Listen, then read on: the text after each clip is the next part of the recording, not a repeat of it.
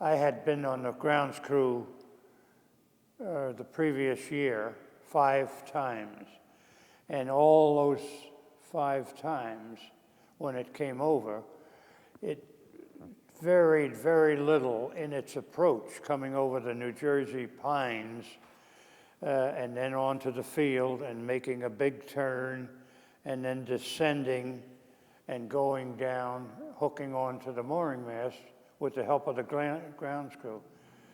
This time, we waded through rain and rain again and then clearing, and so when they finally got the go-ahead sign, the ship came in, and when somebody hollered, "Here's the ship, here it comes," it came out of the New Jersey pines, and you could see it suddenly appear. It was going faster at a greater speed than at any other time I had seen it. It was higher in the altitude than at any other time, and it seemed to be speeding towards the field. And then it slowed down, made a big U-turn, and then started to descend toward the landing crews.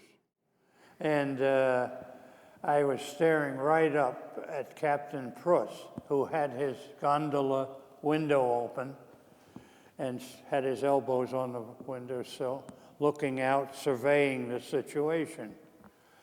And my thoughts at that time, as I looked up, I thought we were pulling on the rope, and a chief petty officer from the tower of the 200-foot mooring mast would be yelling orders.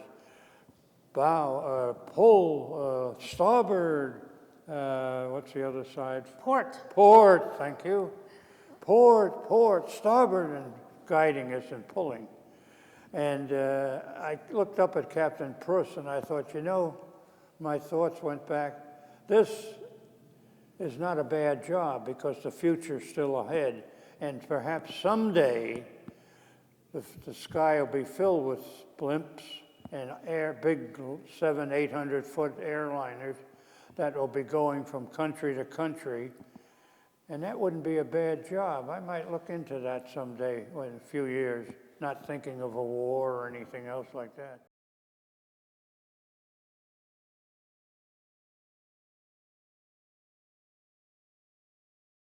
Well, as every group is pulling all along the line, and my thoughts I've told you, and then suddenly somebody in our group said, "Hey, look down the end there at the tail. A bunch of fellows are moving. Look at them running." And so we looked, and we're 800 feet away. I didn't pay any attention. I said, "Oh yeah, I don't know, maybe possible, maybe some oil or gas fell out and they're running to get away from it."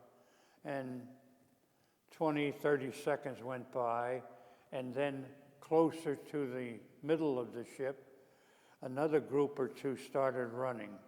And I said, "Boy, they must be, look at there must be something wrong, oil or gas or something."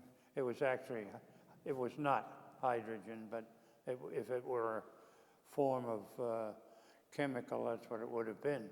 So I was ignorant about the whole thing. I started pulling with other men, and others started running, and then suddenly the ship made a very precipitous drop right above us, about, let's say, 150 feet or something like that, not much higher.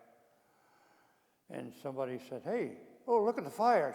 She's caught on fire. Look, the back, it's burning, it's burning. Look at everybody running." So I woke up with others, and being young, didn't take me long to lead the pack running. And so holy cow, let's get out of here. So we ran, everybody scattered quickly. I don't think we went 20 yards. And then we heard this eerie sound when the metal of the ship hit the ground, the mud, and it started crackling and the fires burning along, very heavy black smoke. And the coverage, the fabric is burning very quickly. And so when I heard all this, the eerie sound from when it hit and so on, that brought me to a quick stop, and I turned to see what had taken place. And these people, especially the civilians who paid the price of the ticket, were in frantic, you can't really use the right words, but they were grabbing the metal and then falling because the metal was just red hot, had turned red from naturally the fire and so on. The canvas, fabric had burned quickly, and they were falling. Men in civilian suits who had paid. One gentleman, middle-aged man, held on to his briefcase. He wouldn't let go of it, and he stumbled over the metal trying to get out. A lady did the same thing, grabbed a hold of the metal, and just her hands, I guess, started to burn, fell. Others were coming out. What do you do in a situation like that? And the chief boatswain's mate, who was the announcer giving orders from the tower, was yelling out, all crewmen, not crewmen, but grounds crew, stand by, Navy, get in there and help. Navy men, Marines, help. And there was not a large number of Marines or sailors at that base. So they moved forward as best they could with the heat and all. So the civilians, myself and others, did not pay much attention to his orders, and we moved forward as well. But you couldn't get too close. People were coming out, burning their clothing, and then falling in mud because it had rained heavily that day, puddles of mud and water, and it was a horrible sight to see. Well, Frank, I have a little surprise for you. I went to the National Archives in College Park, Maryland, to investigate the Hindenburg investigation papers. And in addition to the testimony of everyone who was before the board, they had a lot of documents that they had prepared in advance, including documents from ground crewmen. So here's one of those forms. Can you tell me the name at the top of the form? Yeah, Francis E. Ward, Beechwood, New Jersey, May 17th, 1937.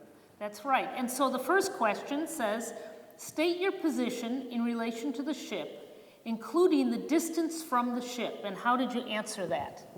Starboard bow line, approximate 200 feet from the ship.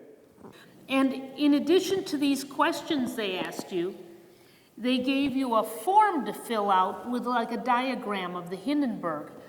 And they asked you to mark where you were standing under the ship. And you can see, you put an X right here on the starboard bow side. Right. Everybody used to say, gee, I guess when you returned the next day, you were a big hero, this, that, and the other. I don't think 3 people mentioned it. And the ones that I do remember very much mentioning it was when I went out on the field the next day for track and baseball followed. Both coaches chewed me out. Where were you yesterday? And I said, well, I went to pull the Hindenburg down, and they said, when you say something, we didn't know about it. Did you know about it? No, I didn't know about it.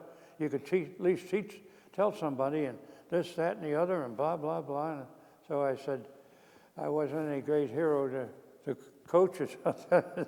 They chewed me out for missing practice.